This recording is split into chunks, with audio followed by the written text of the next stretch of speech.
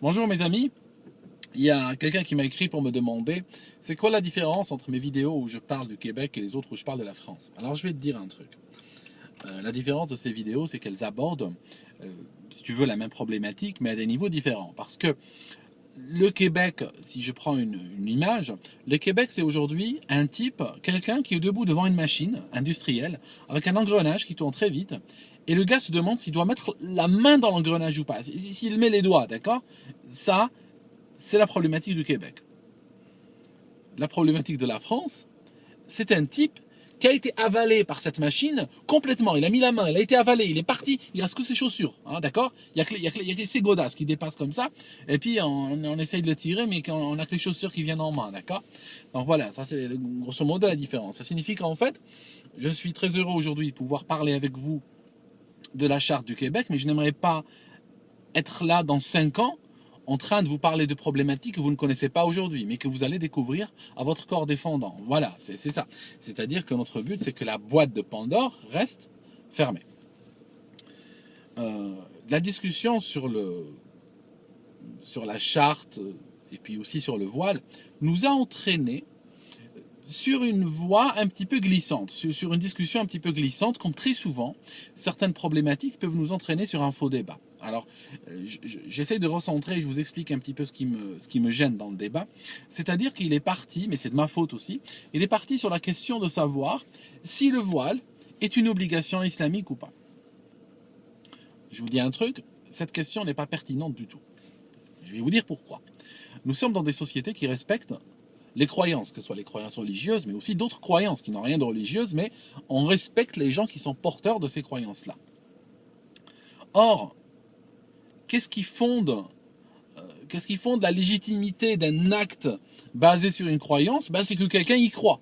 Ça signifie qu'en fait, peu importe si le voile est réellement islamique ou pas islamique, l'important c'est qu'il y a des gens qui croient qu'il l'est, et puis c'est ça ce qui fonde sa légitimité à leurs yeux. D'accord? Donc ça c'est le point un petit peu glissant sur lequel je voulais attirer votre attention. Maintenant, j'aimerais recentrer le débat et vous donner un exemple, vous donner une allégorie. J'aime bien des fois réfléchir, c'est peut-être mon côté, c'est mon côté arabe, c'est mon côté des fois africain qui ressort, et j'aime bien réfléchir en termes d'images, en termes de petites histoires. Alors, il y a des gens qui me disent, moi, le voile, c'est un habit, j'ai le droit de m'habiller comme je veux, d'accord? Jusqu'à un certain point, je peux accepter, mais il y a un petit problème quand même que j'aimerais vous signaler avec ça.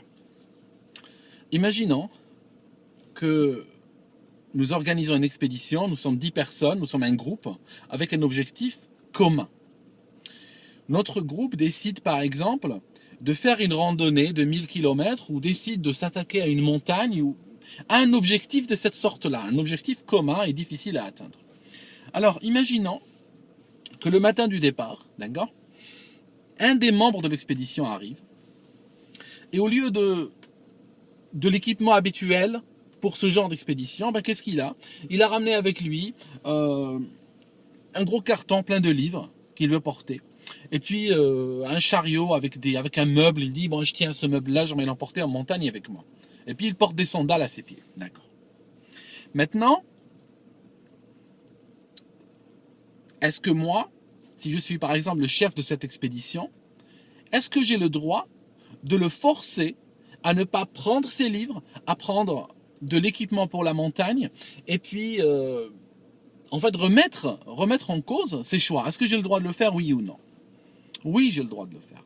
J'ai le droit de l'obliger à s'habiller comme les gens qui partent dans cette expédition. J'ai le droit de l'obliger à abandonner ses livres et ces choses lourdes qu'il trimballe avec lui, parce que ça va le ralentir, mais en fait ça va pas le ralentir que lui, ça va ralentir tout le groupe. Ça signifie en réalité, si on part du principe qu'on a un objectif commun, ça signifie que si toi tu transportes tous ces objets et ces souvenirs avec toi, le problème c'est que qui va transporter ta nourriture, ta part de nourriture, ta part d'équipement de camping? C'est tes collègues qui vont les transporter. Ils vont transporter ta part. Vu que toi, tu as cette fantaisie de transporter des choses qui sont inutiles et qui vont te ralentir. D'accord? Dans l'ascension à cet objectif. Voilà. Et en plus, si tu tombes ou si tu te mets en danger avec tout ça, eh ben, ça sera tes collègues qui devront prendre sur eux, ça sera les autres qui devront prendre sur eux de t'aider et prendre des risques, risquer leur vie et tout ça pour pouvoir te sortir de la situation dans laquelle tu t'es mis tout ça. D'accord? Maintenant, cette personne peut me dire, écoute, je connais un groupe, d'accord, où tout le monde est parti avec ses souvenirs, des meubles, des tableaux, tout ça, à l'attaque de la montagne. Maintenant, je peux lui dire, est-ce que ce groupe, est-ce que tu peux me confirmer que ce groupe a atteint le sommet de la montagne? Ou bien est-ce que tu es en train de me parler d'un groupe qui a échoué au bout d'1 kilomètre, ou bien un groupe qu'on a retrouvé gelé un matin parce que personne n'avait de tente, personne n'avait d'équipement et tout le monde avait transporté des choses complètement inutiles. Voilà. Ah, d'accord, tu te réfères à un groupe effectivement qui a échoué. Et donc tu veux me ramener, tu réclames la liberté d'avoir quelque chose qui vient d'un groupe qui a échoué. Voilà, donc je pense que si on est dans une communauté et qu'on a un objectif commun, effectivement, j'ai le droit de t'interdire un certain nombre de choses que toi tu peux considérer comme des libertés. Mais alors, ça sera des libertés si tu vivais tout seul dans une île déserte. Mais une fois que tu es dans un groupe et qu'on a un objectif commun, eh ben ces libertés, tout à coup, elles cessent d'exister.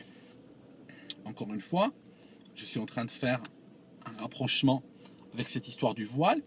Le voile n'est qu'une entrée en matière. Le voile n'est que la boîte de Pandore. Au départ, si vous laissez aller ça, vous allez finir par une société complètement en ségrégation.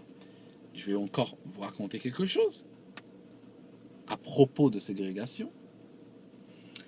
Comme la croyance au voile fonde la légitimité du voile, comme je vous l'ai dit au début de la vidéo, eh ben, la non-croyance au voile fonde l'illégitimité de ce même voile. Je vous dis un truc. Du moment, d'accord, du moment que la société canadienne dit, ou la société québécoise dit, chez nous, c'est un aspect fondamental de notre société, que les hommes et les femmes sont complètement égaux, et que les femmes ne sont pas enfermées dans un habit qui les distingue du reste de la société, eh bien à ce moment-là, si un pan minoritaire de la société dit « nous on veut partir sur sur un choix fondamental complètement à l'opposé », ça signifie qu'ils sont en train de créer une autre société. À ce moment-là, ça signifie qu'en fait, ils veulent vivre à côté. C'est un petit peu comme si, par exemple, un pan de la société canadienne va se dire chez nous, on n'accepte pas l'égalité entre les races, et pour nous, un noir est inférieur à un blanc, et puis il ne faut pas qu'il monte dans le même bus avec nous et tout ça. À ce moment-là, si la société, en tant que telle, accepte ce choix, d'accord, de ce groupe-là, à ce moment-là, ce choix est tellement important, tellement fondamental, qu'il va automatiquement, au moment où il est fait, ou au moment où il est accepté, il va diviser la société en deux. Ça signifie qu'à ce moment-là, vous pouvez déjà commencer à préparer les jalons de la République islamique du Québec. Ça signifie qu'à ce moment-là, il va falloir un jour ou l'autre couper en deux, d'accord? Il va falloir couper en deux, sectionner, puis dire, vous vivez là, nous on vit là. Pourquoi? Parce que nous avons des choix fondamentaux qui ne sont pas les mêmes. Ça se passe en France, ça se passe effectivement en France, où il y a des villes qui sont en réalité, qui ne font plus partie de la France. Pourquoi? Parce que la société qui y vit a fait des choix, à de nombreuses reprises, à de nombreux carrefours, elle a fait des choix qui l'ont éloigné en fait de la société française en tant que grand groupe constitué.